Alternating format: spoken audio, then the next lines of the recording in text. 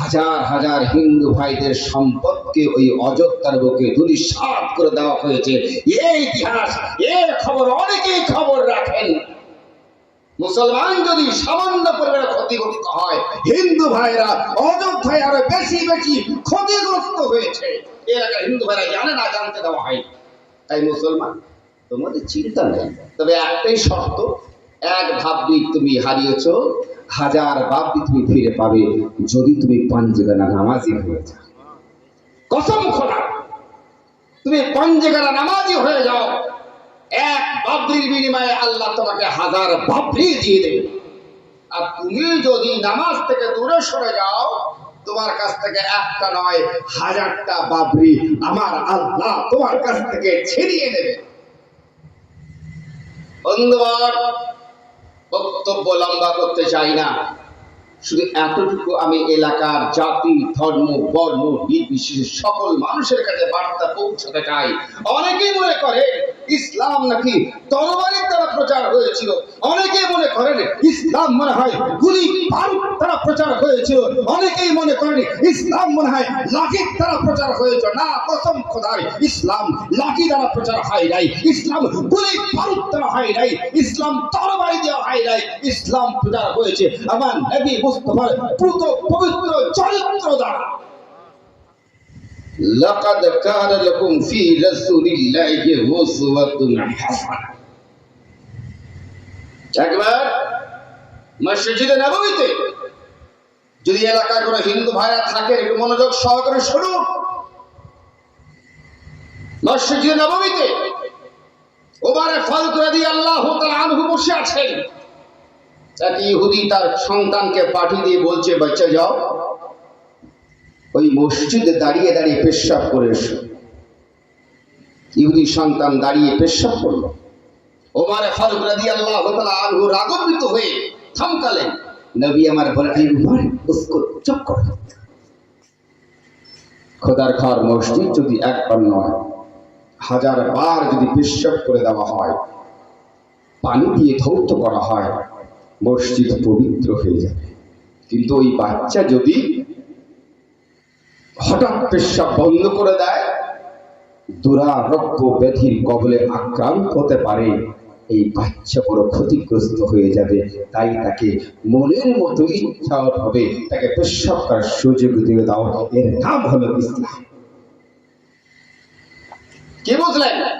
নবী কখনো বলেন নাই মসজিদকে নাপাক করার জন্য বাচ্চাটাকে শাস্তি দাও না। কুয়া থেকে পানি নিয়ে এসো, মসজিদকে ধুয়ে দাও, আর বাচ্চাকে কাছে ডেকে এনে মাথায় হাত গুলি দিয়ে বললেন, বেটা মন্দির যেমন পবিত্র তোমার কাছে, গির্জা যেমন তোমার কাছে পবিত্র, মুসলমানের কাছে মসজিদটাও পবিত্র, এখানে পেশাব করতে নেই। এই চরিত্র দেখে, এই ব্যবহার দেখে ইহুদি পড়ল কালেমা তাইয়্যিবা লা ইলাহা ইল্লাল্লাহু মুহাম্মাদুর রাসূলুল্লাহ সাল্লাল্লাহু তাআলা আলাইহি ওয়াসাল্লাম। এর নাম হলো ইসলাম। আরেকটা হাদিস বলে কি দেয়, বলছে, আয় মুহাম্মদে আরবি, আমার বাড়িতে তোমার আজকে আমন্ত্রণ রইল, আসবে তো? নবী আমার দুপুর বেলা কিছুটা খেজুর সঙ্গে নিয়ে সেই ইহুদির বাড়িতে পৌঁছে গেলেন। ইহুদি বলছে, আয় মুহাম্মদ, কি ব্যাপার? তোমার বেটা আমাকে দাওয়াত করেছে, জিয়াফত করেছে। নবীকে তাচ্ছিল্য করা হলো, অবজ্ঞা করা হলো। নবী অত্যন্ত ব্যথিত হয়ে হৃদয় আক্রান্ত, ভারাক্রান্ত হৃদয়ে ফিরে এলেন। দ্বিতীয় দিন সকালবেলা সেই ইহুদির বাচ্চা বলছে, আয় মুহাম্মদে আরবি, আজকে আমার বাড়িতে তোমার আমন্ত্রণ রইল, আসবে তো? নবী আবার কি করলেন? আপনি হলে যাবেন? যাবেন? আপনি যাবেন না। নবী কি করলেন? দ্বিতীয় দিন কিছু খাবার নিয়ে তার বাড়ি পৌঁছে গেলেন। আবার ভৎসনা করা হলো, অবজ্ঞা করা হলো, তাড়িয়ে দেওয়া হলো। তৃতীয় দিন আবার সেই বাচ্চা বুক বাড়িয়ে বলছে, আয় মুহাম্মদে আরবি, আজকে আমার বাড়িতে তোমার আমন্ত্রণ রইল, আসবে তো? কেউ যাবে? মাওলানা বেলাল সাহেব যাবেন? আমি একবার এখানে এলাম, বিতাড়িত হলাম, জীবনের কখনো আসবো না। নবী দুইবার মানে অবজ্ঞার পাত্র হয়ে ভারাক্রান্ত হৃদয় নিয়ে মন ভেঙে চুরমার করে বাড়ি ফিরে গেলেন। তৃতীয় দিন যখন বাচ্চা বলছে, আয় মোহাম্মদে আরবি, আমার পিতা তোমাকে ভৎসনা গঞ্জনা অনেক অবজ্ঞা করেছে, কষ্ট দিয়েছে, তুমি আজকে আমার বাড়িতে আসবে, তুমি এলে আমি ভীষণ আনন্দ পাই, তুমি এলে আমি ভীষণ খুশি হই। নবী আমার সমস্ত ব্যথা যন্ত্রণা ভুলে গিয়ে বলছে, আয় বেটা, আমি গেলে তুমি খুশি হবে? ছোট্ট বাচ্চা বলছে, তুমি এলে ভীষণ খুশি হব। তৃতীয় দিন কিছু খেজুর নিয়ে নবী আমার সেই ইহুদির বাড়িতে পৌঁছে গেলেন। সেই ইহুদি দেখে বলছে, আয় মোহাম্মদ, একটা কথা বলো তো, প্রথম দিনে এলে তাড়িয়ে দিলাম, দ্বিতীয় দিন এলে তাড়িয়ে দিলাম, বারবার এত যন্ত্রণা দেই, তারপরও তুমি কেন আসো? নবী আমার মুচকি হেসে এতটুকুই বললেন, আই ইহুদি, আমি তোমার বাড়িতে হালুয়ার জন্য আসিনি, আমি তোমার বাড়িতে পোলাওয়ার জন্য আসিনি, আমি তোমার বাড়িতে বিরিয়ানির জন্য আসিনি, আমি তোমার বাড়িতে ভালো খাদ্যের জন্য আসিনি, আমি তোমার বাড়িতে ভালো রেসপেক্ট পাওয়ার আশায় আসিনি, বরং আমি তোমার বাড়িতে বারবার ছুটে এসেছি তোমার বাচ্চার মুখে হাসি ফুটাতে। কসম খোদার, এই পুত্র পবিত্র স্নিগ্ধপুর জ্যোতির্ময় চরিত্র দেখে ইহুদি কালেমা তাইয়্যিবা পড়লেন, আশহাদু আল্লা ইলাহা ইল্লাল্লাহু মুহাম্মাদুর রাসূলুল্লাহ সাল্লাল্লাহু তাআলা আলাইহি ওয়াসাল্লাম। এর নাম হলো ইসলাম। মনে থাকবে তো? বক্তব্য লম্বা করব না, তবে আমার তরুণ যুবক, আবাল বৃদ্ধ, কচি কাঁচা মা বোন সবার তরে একটা কথা বলবো, একটা মানুষকে মনোযোগ সহকারে চিনতে শিখুন, ওপরে ওপরে না, বাস্তবে শিখুন, বাস্তবে দেখুন। আমি একটা কথা বলি বিভিন্ন কনফারেন্সে, যে মুসলমানদের বর্তমান যে কালচার, যে মুসলমানের মধ্যে মদ ছিল না, আজকে মদে ভরপুর, ঠিক কিনা? যে মুসলমানের মধ্যে জেনা ছিল না, আজকে মুসলমানের মধ্যে জেনা ভরপুর। তবে তবুও কিন্তু ইসলাম মহিয়ান গরিয়ান মাথা উঁচু করে দাঁড়িয়ে আছে। আমার তো মনে হয় মৌলানা সাহেব, আমার একটাই মনে হয়, এই চরিত্র সেই নবী মুস্তাফার জামানায় উদিত সূর্য কিয়ামত পর্যন্ত চলতে থাকবে, কোন অন্ধকার এটাকে ধ্বংস করতে পারবে না।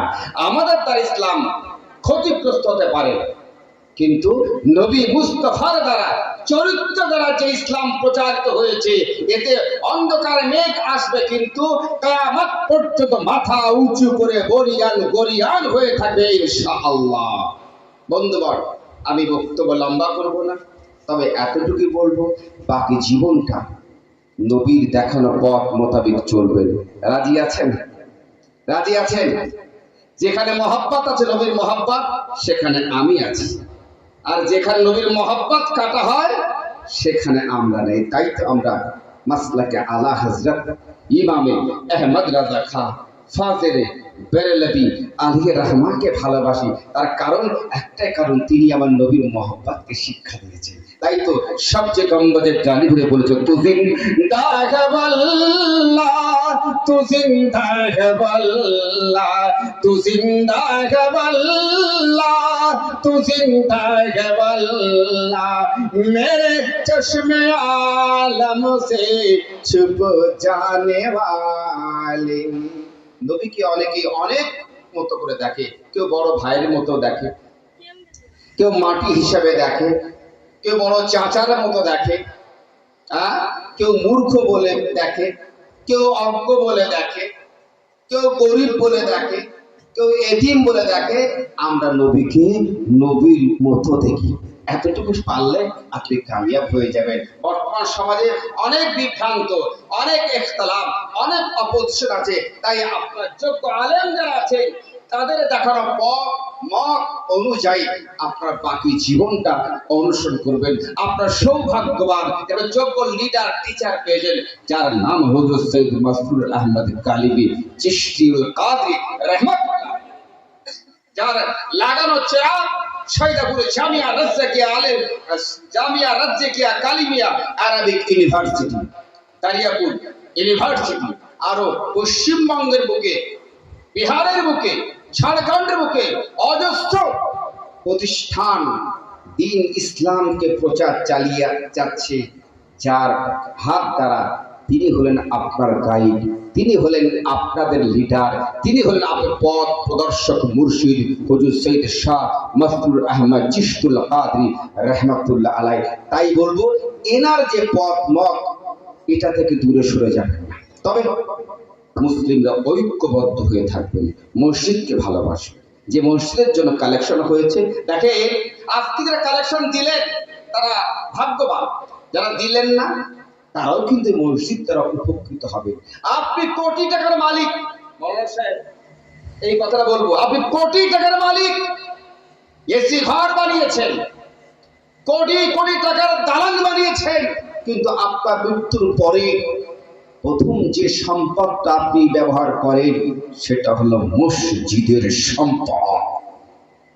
রাগারাগি হতে পারে বেলাল সাহেবের সঙ্গে, রাগারাগি থাকতে পারে শাহনওয়াজের সঙ্গে, রাগারাগি থাকতে পারে মোড়লের সঙ্গে, মাতব্বরের সঙ্গে, কিন্তু মসজিদের সঙ্গে কখনো রাগ করবেন না। কেননা আপনার মৃত্যুর পরে সর্বপ্রথম যে সম্পদটা আপনার কাজে লাগে সেটা আপনার সম্পদ নয়, বরং এই জনগণের দ্বারা তৈরি প্রতিষ্ঠিত মসজিদের সম্পদ। যদি বলেন কেমন, আপনার মরার পরে প্রথম যে বলা হয় অমুক পাড়ার অমুক সাহেব ইন্তেকাল করেছে, মাইকটা কার? মসজিদের। বিলটা কে মেটায়? মসজিদের। ঠিক না? অতএব আপনার মৃত্যুর পরে যে সম্পদ প্রথম ব্যয় হয় সেটা হলো মসজিদের সম্পদ। আপনার মৃত্যুর পরে থাকতে পারে আপনার লাখ টাকার পালং খাট, কিন্তু আপনি মসজিদের সম্পদ ওই যে খাটিয়াতেই করে কিন্তু আপনি কবরে শায়িত হতে যান। ঠিক না কথা? এতটুকু কথা মাথায় রেখে যারা আজকে দেননি আগামীকাল দেবেন। মসজিদকে বানাবেন, মান বানা লিল্লাহি মসজিদান বানাল্লাহু বাইতান ফিল জান্নাহ।